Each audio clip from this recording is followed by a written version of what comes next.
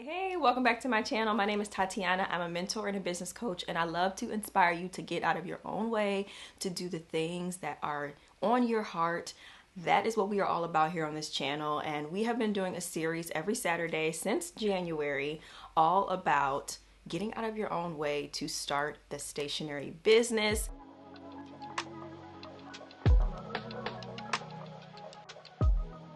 This is something I'm super passionate of talking about because I am such a believer in women doing things that really fire them up, things that create generational wealth, create new opportunities, freedom. All of that comes with having your own business. But at the same time, having your own business comes with a lot of trials and things to learn and learning curves, things that you have to figure out on your own or working with someone. And so this series has been created to really help you with some of those roadblocks that happen when it's coming to, and specifically with stationery.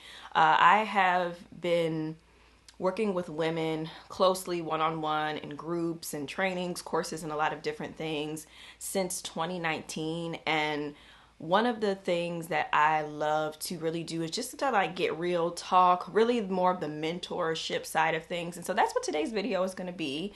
I know that many of you want to create your own planner or journal. And so I want to kind of speak specifically to that. But I think a lot of the advice and the tips that I give in this video are going to be helpful for really any type of business because you'll be able to apply it to whatever it is that you're doing. I do want to give some very tangible things towards the end as well. And also stick around in this video because I am going to be sharing about a really cool offer that I have going on right now that will take us through the end of February. It will help you to not only get clear on what it is that you want to do for your planner or your journal, but I have some discounted things going on some of my existing courses, and I have a really cool service that is going to be coming to the forefront very soon that I've been working on behind the scenes to work with any of you that really want that hand holding and that help when it comes to the process of creating your planner or journal.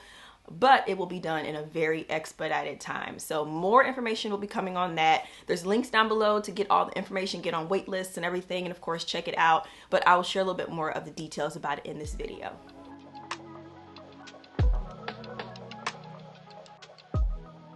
Okay, so I have some very basic notes here, but really, like I said, I just want to talk to you like, hey, let's chat. You know, if you want to do this, let's have a discussion. So one of the first things that I see a lot, especially in comments on my videos, even on posts and different things, is people will say like, oh, I wish I could do that.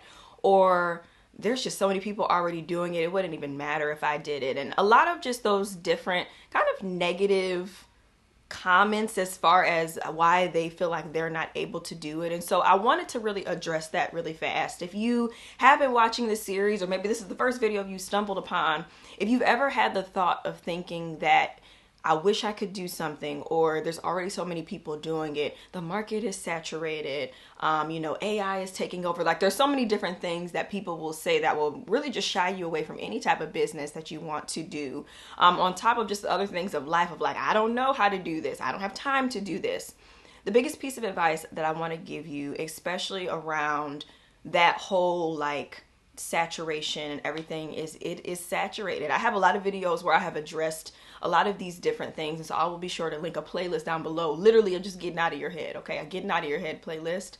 But you have to remember that yes, there are a lot of people doing what you want to do, but at the end of the day, just like when we use the example of the bread aisle, the bread aisle at the grocery store, y'all, it is so much bread there, all different kinds of bread, all of them, some of them are exactly the same, but it's from a different brand.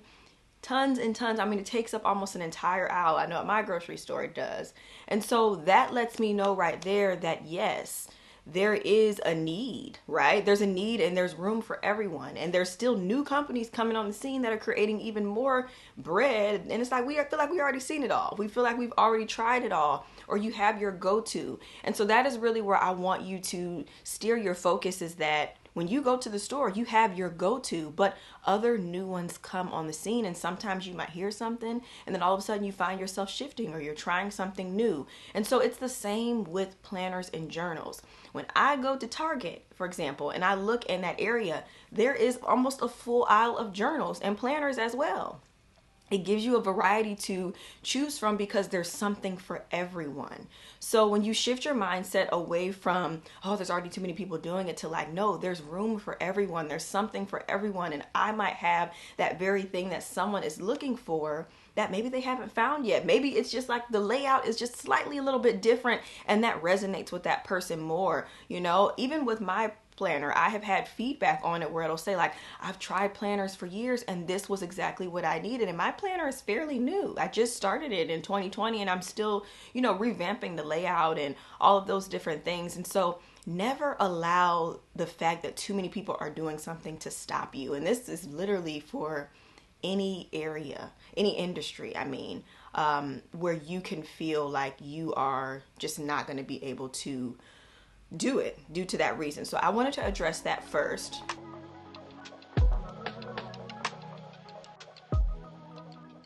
And with that, one of the tips that I wanted to give and touch on here, actually I have two, kind of do like some little tangible tips in between. The first one is get inspiration. So go to the stores, look at what's already out there, look online, get on Pinterest, create a board, and start to figure out what you gravitate towards or what you already currently use when it comes to planners and journals. What type of features do you like? Do you like a specific binding style? Do you like it thick? Do you like it thin? Do you like it to be in color? Do you like it to be more calm, maybe neutral, or even in black and white? Really start to look at what is popular, look at what is out there, and then of course look at what will really resonate with the audience that you are trying to create your products for. I think it's very important to do this step because it can be very overwhelming when you sit down to say, I'm going to create a planner or a journal, but you have no idea where to get started. And if you've only used maybe your one type of planner for years, you don't know what the possibilities are. You might just be thinking about this one thing, but you know, in fact, there's disc bound, there's spiral bound, there is wire O, there's perfect bound, there's like a little flat one. It's kind of like the one where you can get it, I cannot think of the name of it right now, but like where you can get it sewn. So it's more of like a flat lay type of situation. There are so many different types. And then you get into, do you want it undated? Do you want it dated? Do you want it to have like additional things in it outside of just planning? Do you want it to be quarterly? Do you want it to be a yearly planner? There's so many things. Is it daily? Is it weekly? Is it monthly? Right? So a lot of questions need to be answered. And so really doing that research and getting that just overall inspiration of what is out there will really start to help you get clear on the possibilities. And no matter which route you decide to go, whether you decide to make it by hand or get it manufactured, which is a big topic here on this channel, I talk about both. You still want to know the possibilities no matter what. And so there's limitations either way, but you can get your bells and whistles, right? If you want to pay for yourself to get the bells and whistles and get all of the things that you could dream of possibly for your dream planner or journal, that is possible for you as well. So just see what is out there. Think of the possibilities. You want gold foil? Okay. You want a keepsake box? Okay. You know, do you want it to be gold coils? Do you want it to be silver? Do you want it to be some other color? Do you want it to be all these different things? I could talk about this all day. The possibilities are endless. And while it is fun to think about, I have worked with so many clients where this part actually overwhelms them. And so allow yourself that time to just decide, what do I really want this thing to look like? You know, really give yourself that permission to just dream it up, as I like to say.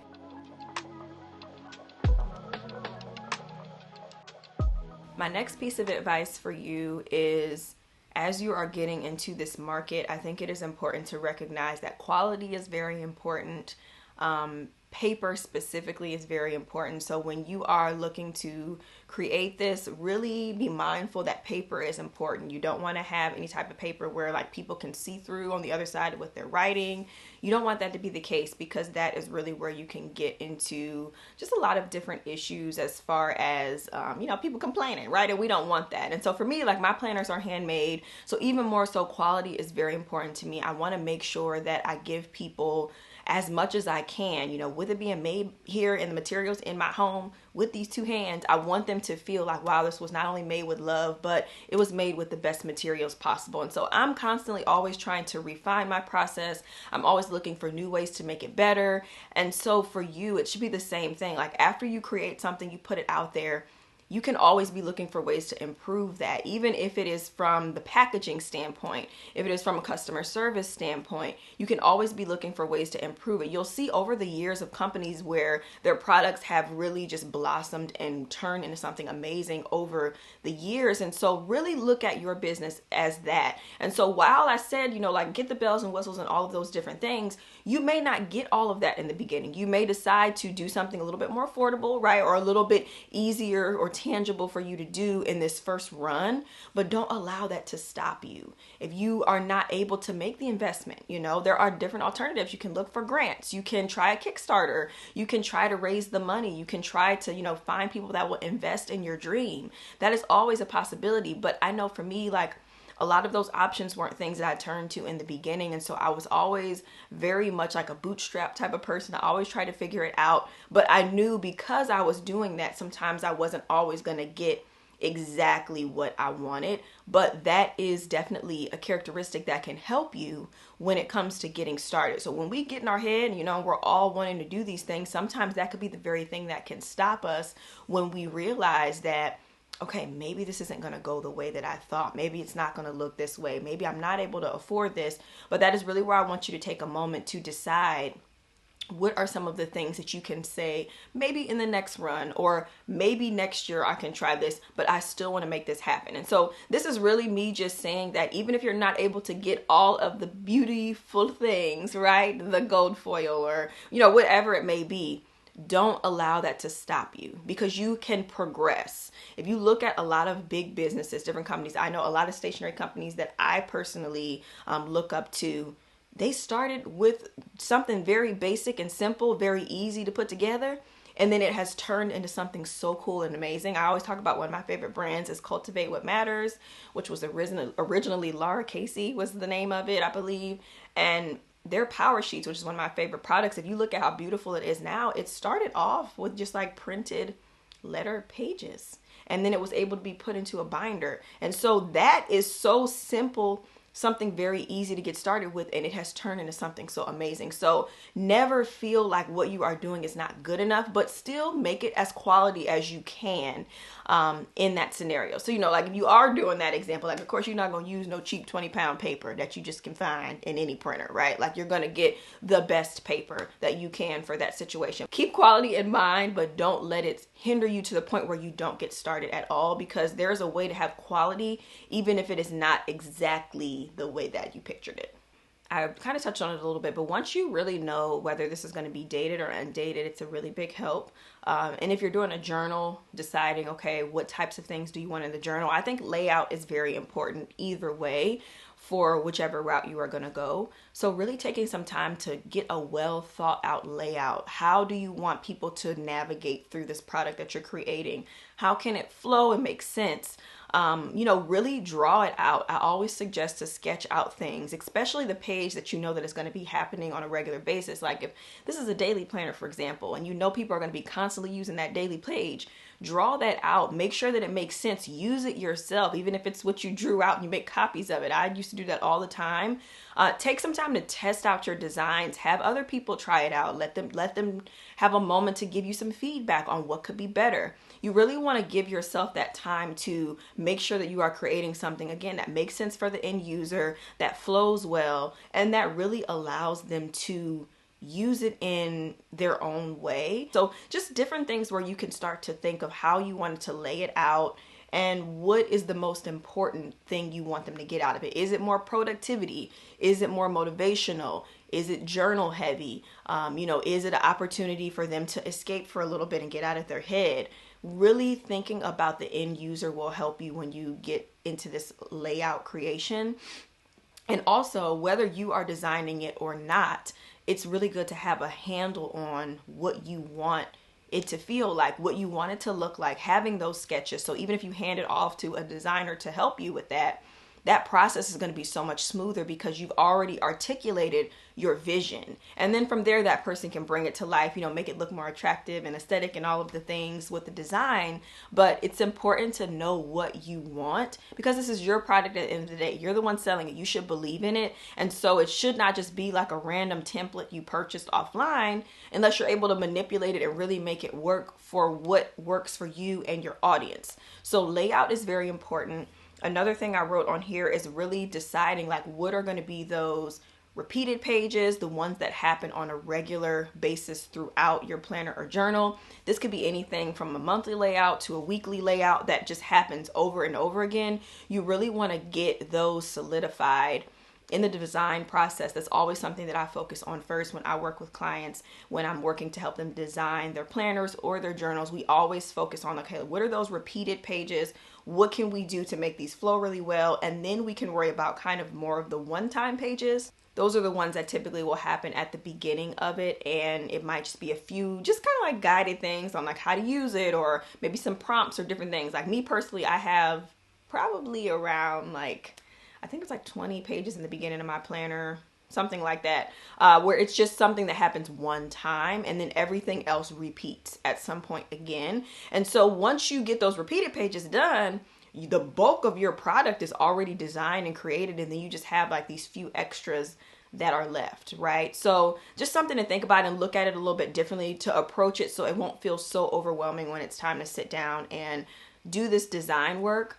And I encourage you, get on Canva, get on Adobe Illustrator or InDesign. Get on InDesign and start playing around with these programs and learning the features and just make a page on there. It doesn't have to be the full thing to start getting comfortable if you would like to design it yourself. This is actually where I want to share a little bit about some of the different programs and things that I have created that can help you really get out of your own way if you would like to do this thing, especially if you're trying to do it for 2024. This is going to be for you. So I created the Handmade Planner Masterclass and the Planner and Notebook Bootcamp. That is a mouthful, but basically both of these courses are created to help you get all of the answers you need in order to either make a planner or journal by hand or get it manufactured. And so there are two completely different routes that you can go with these, and they have very different things you have to consider and do and all of that. And so they are strategically created to really help you with that. The Handmade Planner Masterclass is going to walk you through not only the beginning steps we've kind of been talking about on how to actually get this idea out of your head and turn it into something amazing, turn it into the layout we talked about, really getting that concept down and then finalizing that and printing it and creating it by hand, learning how to do a hardcover, learning how to do a laminated cover, creating your own stickers that can go with your product, packaging it, pricing it, and then also learning how to use InDesign and really some of those basics in the beginning of that program. This course is very jam-packed. It is one that I created about a year or so after I released my planner, and a lot of women have had so much amazing results from doing it. And so this course currently is going to be available for you on sale for the rest of the month of February, so definitely check it out. And one thing I will say about it is that I am working on some amazing new things that are going to be coming to this course that will be launching this summer. So if you get in now on this sale price, then you will get all of the updates and everything that are coming, because so much has changed over the last few years since I created the course. So there's going to be even more happening to make it amazing as I've grown as a creator myself in making handmade products, and I'm going to be bringing all of those aspects to the course. So that is the Handmade Planner Masterclass in a nutshell. And then the Planner and Notebook Bootcamp, that is going to be for anyone that is really like, okay, I still think I want to design it myself, but when it comes to the actual process of putting the thing together, I'm going to go ahead and let somebody else handle that. And so that course still walks you through, again, how to create that concept, how to get everything out of your head and into a layout. And we talk about how to do that in a few different ways. And then I give you a ton of information on what you need to know in order to get quotes from companies, what companies to actually get quotes from. So I share about 8 different manufacturer options, some United States based, some overseas, that will allow for you to find the company that works best for you based off of the features and things you are looking for, which is always a big one. So if you want all the bells and whistles, right? Or if you want something basic, like there's a little bit for everyone. And then I help you with, again, how to use InDesign if you would like to design it. InDesign is the program that I always suggest for anyone that is really wanting to seriously start designing their own products. I find that it is just a program that has all of the features you need. It is definitely one you have to learn. It is not just like kind of open it up and go, but I promise you it is a skill that you will not regret taking some time to learn if you do decide to go that route. But yeah, those are the two different courses. Again, they're going to be on sale through the month of February, and then both of them will be getting a bit of a facelift in the months coming. And so getting it at the sale price is a wonderful time to do that, because then you will get all of the newness and the extras and things that are coming. And then lastly, I wanted to share too, if you are looking for some more one-on-one support, if you're looking for working with me, get on the wait list, because I have something amazing that is coming. If you are really just wanting kind of like that VIP experience, if you will, then definitely get on the wait list, because I have something that is going to be launching very, very soon that will help those of you that are looking to get some help quickly, get stuff ordered so that you can be ready for the fall when it is time for the next planner, the major planner season that's going to be coming. Then definitely get on the wait list for that. I'm not even going to share a little bit too much because it's a surprise, and I'm going to be really unveiling it soon, but I wanted you to make sure you got on there if you want to get kind of the first dibs on the info and all of that stuff to come. So just a couple more things to wrap up this video, and then I will let you all enjoy your day. So the last thing I wanted to touch on is, this is one that people always ask me all the time. It's like, okay, when's a good time to launch my planner or my journal? Like, is there specific, or are there specific times of the year that you would recommend? And yes, I definitely think that for sure planner season really starts to take place as we get towards Q4.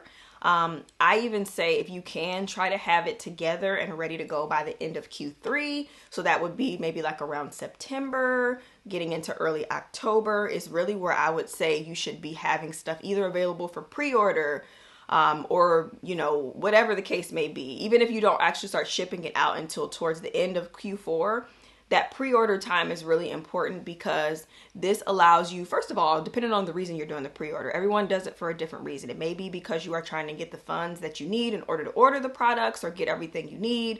It might be because you just want to see what the demand is for it.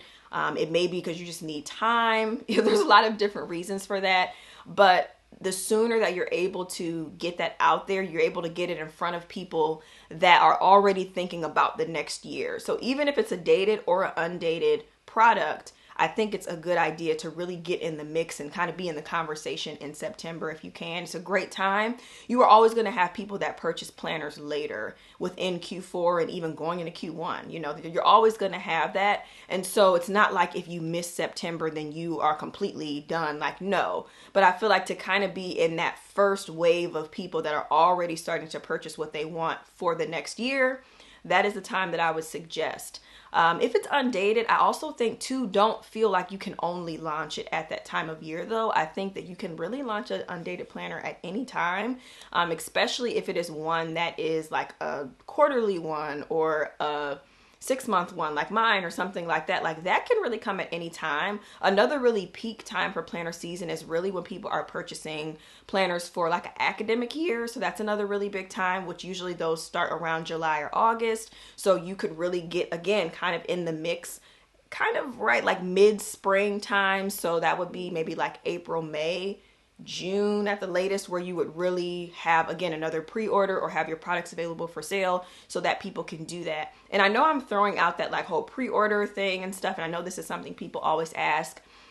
Really, a pre-order can help you if you are, let's just say that if you're getting it manufactured, for example, and you know that it's X cost, but you know that maybe you need some extra money to help you really order the amount that you want to get. So you open up a pre-order, but you're very, very clear on when the stuff will be shipped out to people. You're very, very clear. I always say give enough cushion for any type of delays that can happen when you do things like this, because you never want someone to give you their money, and then they feel like they've been scammed or they feel like they weren't aware. Like, be very upfront that this is a pre-order so that there is no confusion when they are not getting a shipping notification the following couple days or the next week. Be very open about that window. But it helps you with that. So like if you are trying to get money in order for you to get all of your materials, that could be a good reason. I know in the past, like I've done pre-orders just because I would have everything, but I know that it's handmade, so I would just need time to make them. So I had more of like a window for that reason.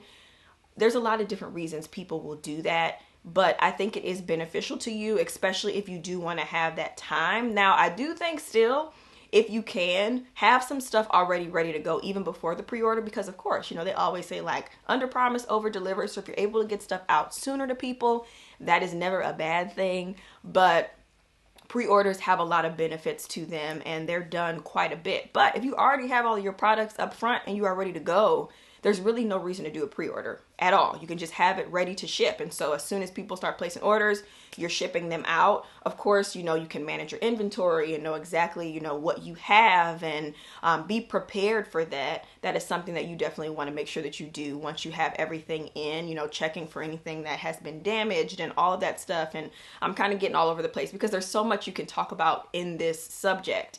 But the main thing is, regardless of what you choose to do, whichever route, whether you decide to pre-order it, whether you decide to do Undated and you launch it in the spring, whatever the case is, I just wanted to kind of just bring up some of those points that it is okay if you launch it after planner season. But if you can, really shoot for that September, October sweet spot so that you can really be in that first wave of people.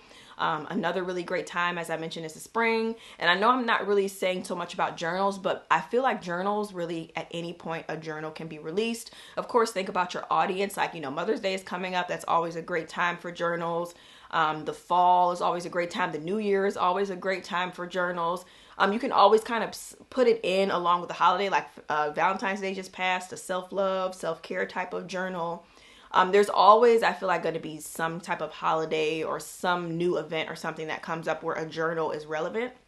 But at the end of the day, a journal really can be released at any time. I don't think it's really tied to a specific date. And for all businesses, there are peak times, right, where things are a really good time for you to launch it. And you will notice that as you go over the years. Like, I know there are times where my business is like on the up and up, and I have some times where it's like, okay, you know, and you start to kind of learn what are the slow seasons, and that'll also help you to just decide when you want to launch. So I hope this video was helpful. I just wanted to share just kind of like some, you know, just some girl chat, some tips and things that I've learned over the years. I could continue to keep talking about this all day, so maybe I will round out our series with a part 2 to this of just more things that I want to talk about when it comes to doing this. When I did my poll, planners and journals was the most popular one, and so that's why I wanted to really have like a very specific video for it when it came to just some extra things I wanted to share.